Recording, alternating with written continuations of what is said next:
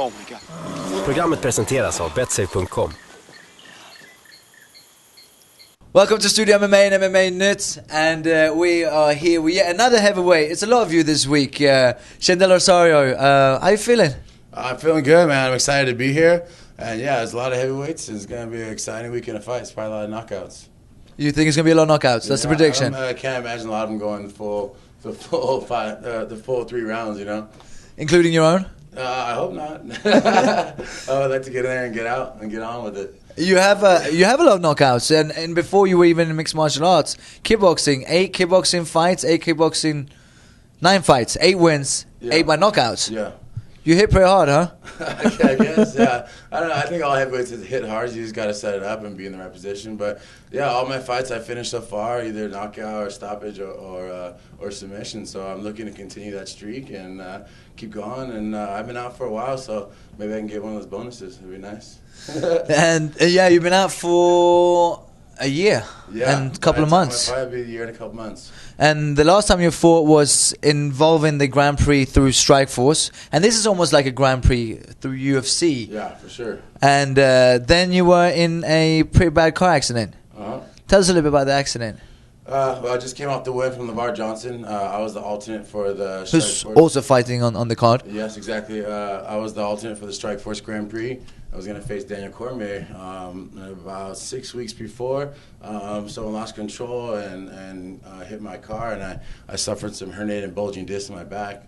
And, I didn't really know how extensive the injury was going to be until I kind of went on. And, once 3 months hit, I was, still had no progress. And then 6 months came, and it still was just a little bit. And I didn't really start training until that 6-month mark. So I was out for a while, and it definitely affected me every part of my life, whether it was just training or just hanging out or driving, everything. I was just in constant pain.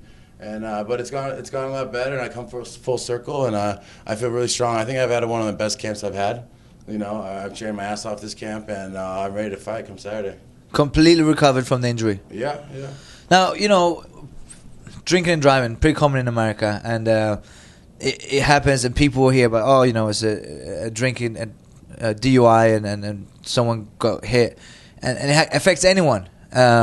Now, being a fighter, this is your livelihood. You said you had you were in pain all the time, but you couldn't do your job. Yeah. How? So anyone that gets hit, obviously, is going to have an effect, even if it's not deaths involved. How do you feel towards the person that hit you? We all make mistakes. I've already come to terms with that. She's probably paying her dues already and doing what needs to be done to pay back.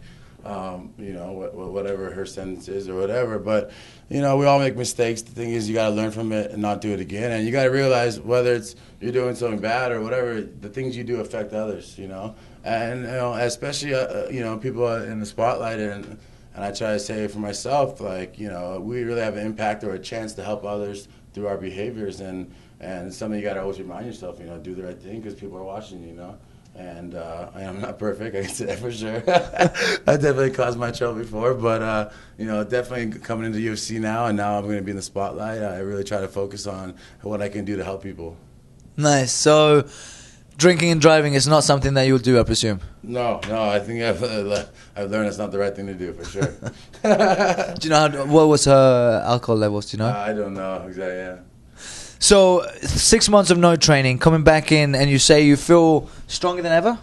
Yeah, I mean, I went through a tough period of my life, just being hurt, and it made me a lot mentally tougher. And I think it made me a better fighter, just having to go through all that downtime and just not know I was going to fight, and it just made me mentally stronger and helped me put things in perspective, what's important and what I need to do, and now that's get healthy and get back into the cage and start winning some fights again, and really make a run at this. I mean, I've been fighting now for 6 years, 6-7 years, and I mean it's time to start making some money and make a name for myself. We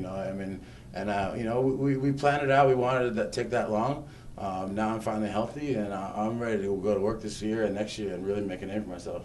And you were definitely on the right track when you were going to face Daniel Cormier. You're 11 now. You're still undefeated in mixed martial arts, and now Daniel Cormier went in to take the fight well, you were supposed to fight him, but he got the spot obviously in the Grand Prix finals, and then went on to win it. Did you watch the fight on Saturday? Last Saturday? I missed it. I was out of town training, but I heard he did really well. I heard he dominated Barnett. And I'm happy for him. And people always ask the question, do you resent him for that? Or like, do you think he should be you? I'm like, no. I mean, I got hurt, and he stepped in, and I'm happy. Like, I mean, everyone assumed someone else was going to win, Fado or Overeem and all those guys.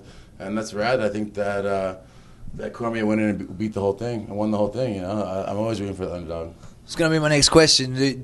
Out of the people that went into the tournament, all these big names from Fado, he was still, you know, except from Fabricio beating him, he was still the number one in the world. And Overeem, had you ever thought in your wildest dreams that Daniel Cormier was going to be the winner of that tournament? No, I mean, and even at that point, before I knew I was fighting him, I was thinking, like, that'd be pretty crazy if somehow I get in there and so people getting hurt or I start knocking people out and I win the whole thing, you know? Because it's coming straight from left field. Like, no one expected that. No one even knew our names, really, you know?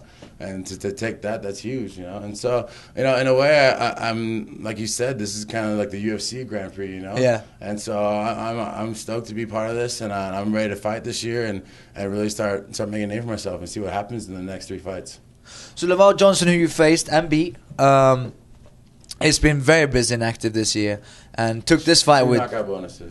Yeah, back. Yeah, and takes this fight with 9 days' notice. Yeah. Would you like to stay as active as he's been? Yeah, definitely. I mean, this year it's already May. I mean, I want to at least get one more fight in. You know, hopefully maybe 3, but realistically it looks like 2 as long as I can stay healthy. You know, my back feels good. As long as I don't hurt anything else, I'd like to for sure get one right away. And it seems like, you know, people are getting hurt all the time. You know, Gonzaga just got hurt, and people are dropping off, and so there's opportunity out there. And I know I'm going to be an exciting fight Saturday, and so there's no reason why they shouldn't call me back. No, that's it's definitely the kind of creme de la creme that's part of this. If it is a tournament, I don't even know if it should be considered a tournament or not, but it looks like it's something along those lines.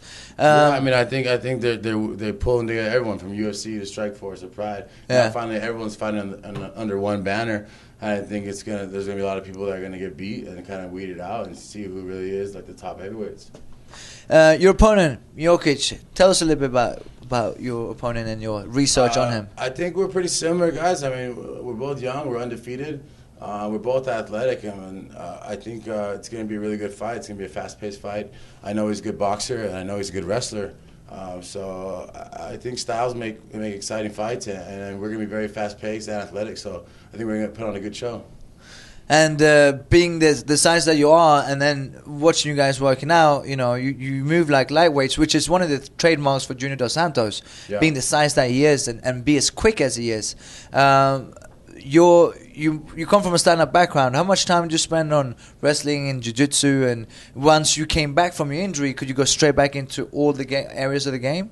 No, definitely not. When I first came back, I just went straight back to stand-up, doing pads and just footwork and some light stuff. But going on into it, you know, I worked up slowly back to wrestling and jiu-jitsu, and I feel like I can do it 100% now. But like you were saying, I'm trying to be a smaller guy. I mean, my gym, a lot of gyms don't have a lot of heavyweights. There's usually one top guy, and the rest are kind of like coming up. Right. But my gym is a lot of 55ers and below, a lot of small Muay Thai fighters. And in a way, because I train with them every day, I kind of fight like a small guy. And I think that's why I've been successful in beating these heavier guys, because every guy I've fought has been like 265 at that limit, and I'm coming at 240. So, I mean, if you can move, they can't hit you, and then, you know, it's doing well for me, and I'm winning fights, so I'm going to stick with that.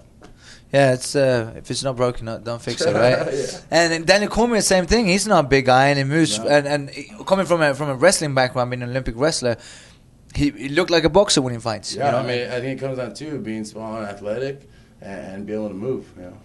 Mike Tyson as well. Yeah, exactly, yeah. So, you don't think it's going to go 3 rounds on Saturday night? I prepared for it. I've definitely prepared for it. But, you know, I think we both like to throw, and you know, we both finished fighters. And so, I finished every one of my fights. I was going to say. I'm looking for it. You know, I'm definitely looking for it. I don't want to force it, but I want it. Yeah. And you went Saturday night, and you feel good, and everything's fine. Another fight or 2 fights this year, perhaps. How far away you see you were in there working out, and you're doing the interviews today, and then you got Junior Dos Santos coming in and working out, and him holding the belt. First of all, who do you think will win on Saturday night? I think they're both great fighters, but I got to give it to Dos Santos. I had a chance to train with him. I think he's a great fighter and a great guy.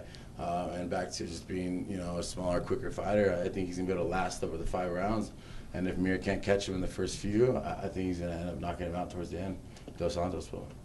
And being a heavyweight, there's not that many of you big guys around. And you're from Southern California. You've been in training at Black House and with Junior Dos Santos. You guys, would you consider you guys friends? Or we acquaintances? met a few times, but yeah, hope he thinks I'm his friend. We were still fighting. You ask him. I'll ask him when we. I mean, I'm always cool with everyone. I'm not the kind of guy that's gonna be some tough guy like I'm gonna fight you, want to be a dick, whatever. It's our job, and it's entertainment business. I'm cool with everyone. I'll spar with you, and if it comes down to fight, let's put on a good show. So Saturday night is the fight night. Sunday, it's in Vegas, known as the party day, because Monday night day we have Memorial Day weekend. Are you staying up here for the weekend after the potential win? Yes, after I win, I'll be here till Tuesday. Yeah? Yeah. Are you going to party? We'll see. I got to earn it first. Just to think about the fight first, but I've been known to have some fun. What do you do when you don't fight? I live by the beach, so I kind of hang out by the beach and just do everything but fighting, I do what I need to do to take care of my fight and train, but other than that, I'd like to be outside the gym and just relax, do stuff outside, hang out with family, and hang out at the beach. You're a little bit too big to surf, right? Do you surf? No, I grew up surfing. Really? Yeah. Not the best anymore because... What's your background? I'm half Filipino, half Norwegian, but my family's all from Hawaii. So you have to surf. You have no choice. It's in the blood. Philippe, do you speak Tagalog? That's kind of rude, man. You think I'm too big to do stuff like that? No. Well, I get crap all the time for being too small. Complex. Yeah, see what I mean? You should know that. Yeah, you can't play basketball, can you? I'm like, no, I can't. Too short, man. Because I'm from Europe. How Filipino? Do you speak in Tagalog? No, I don't. No, I'm from Orange County, man. I speak. That's it. Do you eat Filipino food? What's it called? Adobo. Adobo, I eat some of that stuff, yeah. Yeah? Do you cook it? No, my dad does a little bit, but yeah, my parents from Hawaii eat more like stuff like that, So, okay, so... I'm not like Filipino, but I am, but in the blood, I guess. Yeah. Do you watch Pacquiao? Yeah, for sure. Who doesn't watch Pacquiao? Yeah, that's a good point. Do you feel that's home? Have you been to the Philippines? No, I haven't. I actually almost had a chance to have a Muay Thai fight out there years ago, but it kind of fell through. I was bummed. You fought in a few places though. Russia. Yeah, I was part South of Korea. M1, and they had I fought in Japan, I fought in Russia, I fought in Korea, and it was a great experience. I mean, be able to travel and fight guys internationally, not just. Usually fight guys that are all from California for me, and that was a chance that I fought guys from Korea, Japan, Russia. It was a good experience. And Mark Munoz is down in Orange County as well. Yeah, very Filipino power, pride, and do you train with him? Yeah, we have before. I trained with him down at Brand Vera's gym before, and I haven't been to his gym arena yet. But it's beautiful. Yeah, we're friends with everyone down there, and everyone's good people down there. And do you sing karaoke as well there? I do, but it's not that good. Wait till Sunday when I'm having fun.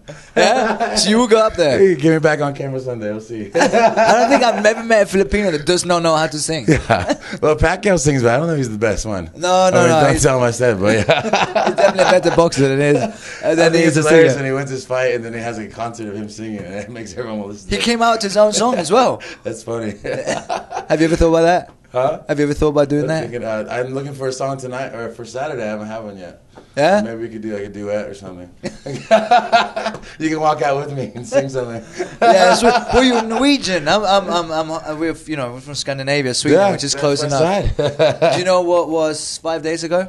Your country's Independence Day, Sweden. Oh, yeah? You didn't know that? No, how much are you in touch with your Norwegian side? I not at all. Not at all. I need to. No? I want to. That's why they had the fight in Sweden. I wanted to go bad, and yeah. If I not fight on it, but just go out there. And so hopefully I have one soon. I can go back out there. Do you know Einemar? It's Norwegian heavyweight. Fights in the UFC. Oh yeah, no. Potential opponent in the future. Yeah. You don't know who he is? I guess I will someday. Yeah, so, my dad's like the short, dark Filipino guy. My mom's this blonde hair, blue eye. Where did they meet? Huh? Where did they meet? They went to school out in Montana. I don't know, random.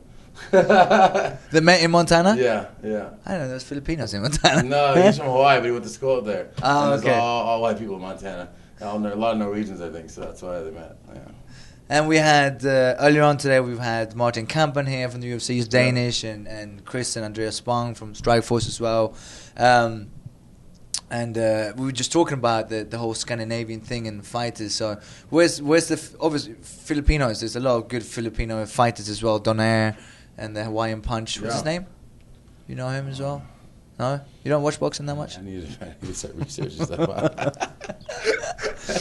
So where's the fighting in your blood? Is it from the Norwegian side or the Filipino side? Would you say? I don't know. I mean, I think I had to get my size from the Norwegian side. You know, because my dad's small. Everyone on my dad's side's family is small, so I had to get my size from the Norwegian side. But and the fighting? Yeah, they say Vikings, right? Yeah, size-wise. Well, you're fighting. Yeah, I don't know. Maybe it's a good mixture, like half and half. Hey, absolutely. But does anyone else in your family fight? No one does. How did you get started? I kind of did as a hobby in Orange County. It was like everyone was pretty popular to do it. Like everyone either surfed. When they're done surfing, go train. And I started off with Marco Huas when I was like 16, and just for fun. And then I went to college and didn't really think anything of it, and just went to school.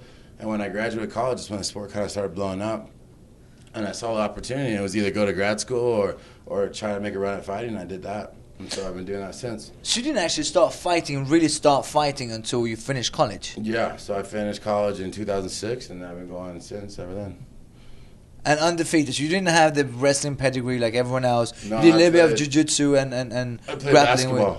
Basketball? Yeah. How are you at basketball? I was good, but my team, I think we went defeated. Like, my school was a big surf school. The surf team was great. Basketball team sucked. But I don't know. I think basketball helped me out with my footwork and my speed, you know, and then it kind of translated over to fighting. Well, if you're an athlete, you're an athlete, right? That's right. Yeah, exactly. If you're an athlete, for sure. Do you still play basketball? No, I don't. I don't do anything really than fighting and hang out at the beach, but I'm feared of, like, rolling my ankle or doing something like that.